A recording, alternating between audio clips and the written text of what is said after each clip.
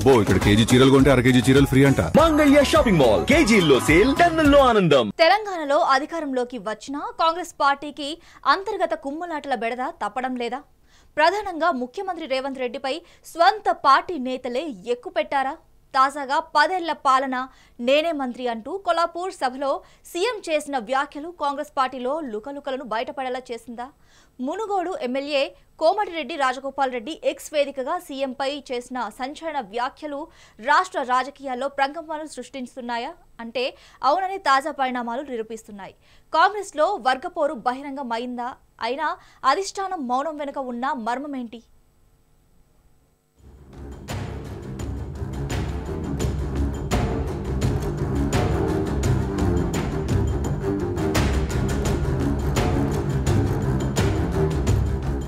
ఇటీవల సీఎం రేవంత్ రెడ్డి 10 ఏళ్ల పాటు కాంగ్రెస్ అధికారంలో ఉంటుంది, నేనే ముఖ్యమంత్రిగా ఉంటాను అంటూ కొల్లాపూర్ బహిరంగ సభలో చేసిన వ్యాఖ్యలపై మునుగోడు ఎమ్మెల్యే కోమటిరెడ్డి రాజగోపాల్ రెడ్డి పదునైన విమర్శలతో విరుచుకుపడ్డారు.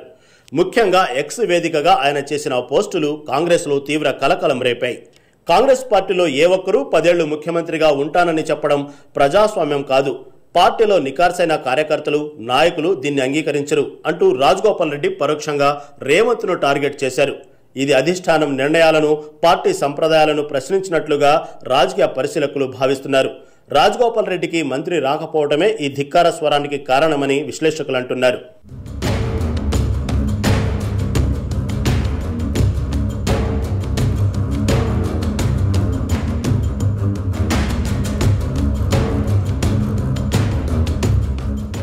రాజగోపాల్ రెడ్డి సీఎం రేవంత్ పై చేసిన మర్మగర్భ వ్యాఖ్యలు కాంగ్రెస్లో అంతర్గత ప్రజాస్వామ్యంపై మరోసారి చర్చకు దారితీశాయి.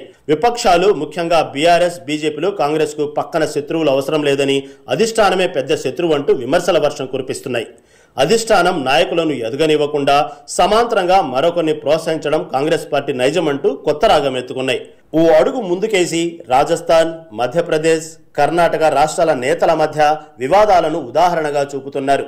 ఏఐసీసీ అధ్యక్షుడు మల్లికార్జున ఖర్గే సైతం కర్ణాటక అంతర్గత వివాదంపై అధిష్టానం చూసుకుంటుంది అనడంలో పార్టీలోని బలహీనతను చాటి చెబుతోందని ఎద్దేవా చేస్తున్నారు.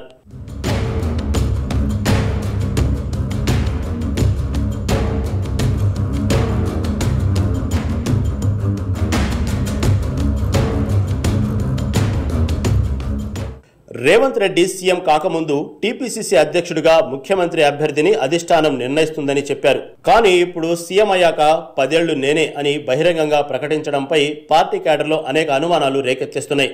ఇంత ధైర్యం వెనుక అధిష్టానం నుంచి ఎలాంటి హామీ పొంది ఉండవచ్చనే చర్చ నడుస్తోంది.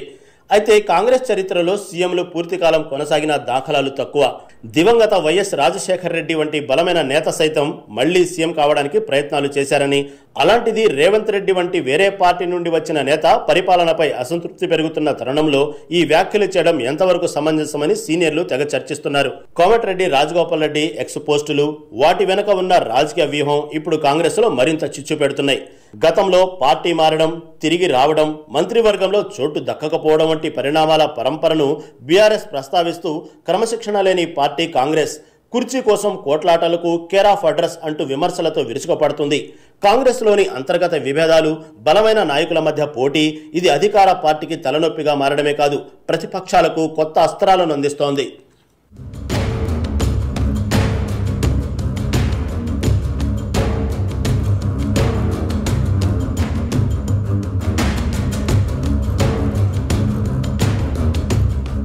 తెలంగాణ కాంగ్రెస్ లో Revanth Reddy versus Komatireddy Rajagopal Reddy episode X వేదికగా చెలరేగిన మాటల యుద్ధం పార్టీలో అగ్రనాయకత్వం మధ్య అంతరం స్పష్టంగా చూపిస్తోంది. అయితే అధిష్టానం మౌనం వహించడమే దీనికి ఆజ్యం పోస్తుందా, లేక ఏదేమైనా వ్యూహాత్మక మౌనమా? రాబోయే రోజుల్లో ఈ అంతర్గత పోరు తెలంగాణ రాజకీయాలను ఎలా ప్రభావితం చేస్తుందో వేచి చూడాలి.